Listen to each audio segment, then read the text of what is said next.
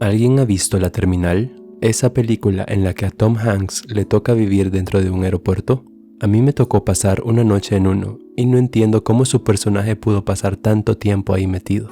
En fin, resulta que Steven Spielberg se inspiró en Mehran Karimi Nasseri, mejor conocido como Sir Alfred.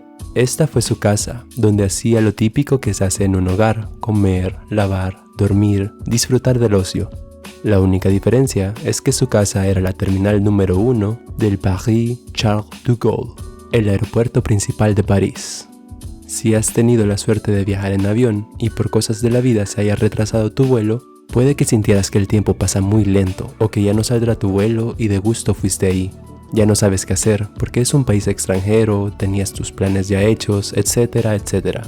Una sensación fea, ¿verdad? Pero te puedo asegurar que eso no se compara con el retraso que sufrió Sir Alfred. Gracias a un ineludible bucle infinito de burocracia, Sir Alfred aterrizó en el CDG en 1988 y no se pudo ir hasta el 2006. Nació en Irán, creció relativamente bien en una familia acomodada, ya que su papá era doctor de una compañía de aceite. Cuando tenía 27 años, Alfred se fue a protestar contra la monarquía en Irán, la cual fue eventualmente derrocada, pero antes que pasara esto, él fue exiliado del país, y asimismo le fue arrebatada su nacionalidad, convirtiéndolo en un apátrida, cualquier persona a la que ningún estado considera destinataria de la aplicación de su legislación. En términos sencillos, son aquellos que no son oficialmente ciudadanos de ningún país. Alrededor de una de cada 750 personas en el mundo tienen esta misma condición. Podrías pensar que es una buena manera para dejar de pagar impuestos y evadir la ley. Sin embargo, es más un inconveniente, porque evita que las personas puedan obtener beneficios sociales, les impide viajar y más. Hay varias maneras en las que puedes ser apátrida, pero la más popular es hacer una conspiración para derrocar el gobierno donde vives. Justo lo que supuestamente Alfred hizo. Después de ir de aquí para allá, a Alfred le fue otorgado el estatus de refugiado por Bélgica. Poco después, su padre murió y la que pensaba que era su mamá dijo que en realidad ella no era, que él había nacido de una aventura de su padre con una enfermera escocesa, lo que generaba pros y contras. Pro: Alfred podía calificar para una ciudadanía británica. Contra: Alfred no calificaría bajo las leyes de Irán para recibir la herencia de su padre. Entonces, él quiso llegar hasta Londres para solicitar la ciudadanía, pero en el camino perdió los papeles de refugiado. Unos dicen que se los robaron, otros que él mismo se deshizo de ellos. Ha contado tanto la historia que cada vez la cambia un poco, pero en general va así. Alfred viajó de Bélgica al CDG y de alguna manera logró abordar el avión a Londres. Esto no tuvo que haber pasado, porque para poder viajar internacionalmente necesitas tener un pasaporte válido, con visa si tu país destino la requiere, y él claramente no tenía ninguna. Probablemente fue un error de la aerolínea. En la actualidad son castigadas con una multa de hasta $3.500 por cada pasajero que lleven sin su respectivo pasaporte o visa. Además, que tienen que llevárselos a su país de origen sin coste alguno.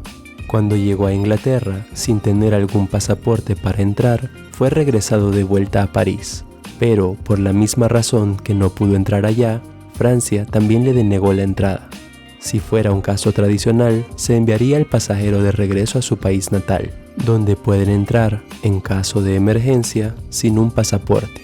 Pero resulta que Alfred no tenía ya un país natal, así que no podía entrar a Francia ni podía volar a ningún lado, lo que significaba que estaba atrapado en la terminal número 1 del Paris Charles de Gaulle. Después de una corta estancia en la cárcel, se instaló en esta banca, donde vivió durante los próximos 18 años. En el aeropuerto encontró todo lo que necesitaba: baños, comida, incluso un doctor, el cual era gratis.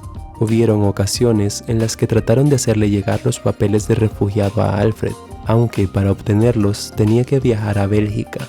Pero, por supuesto, sin estos papeles no podía abandonar el aeropuerto, creando así el bucle infinito de burocracia. Cabe destacar que Sir Alfred se encontraba en las áreas públicas, sin seguridad, pero hubiera sido ilegal si ponía un pie fuera, aun cuando no hubiera una barrera física que se lo impidiera. Eventualmente, luego de 10 años, tanto Francia como Bélgica le ofrecieron residencia, pero las rechazó a ambas, porque en los papeles que debía firmar lo enlistaban como un iraní, y en su mente era todo menos eso. Algunos dicen que su salud mental se vio afectada tras años y años de este problema, pero parecía que se había encariñado con su hogar aeropuerto y de sus amigos que trabajaban ahí.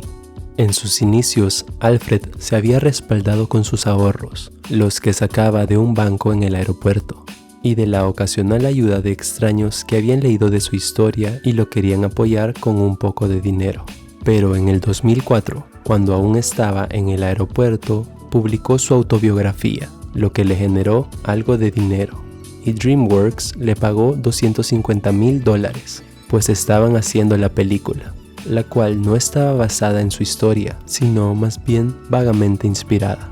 Básicamente, le pagaron por anticipado, para asegurarse que Sir Alfred no los demandara después.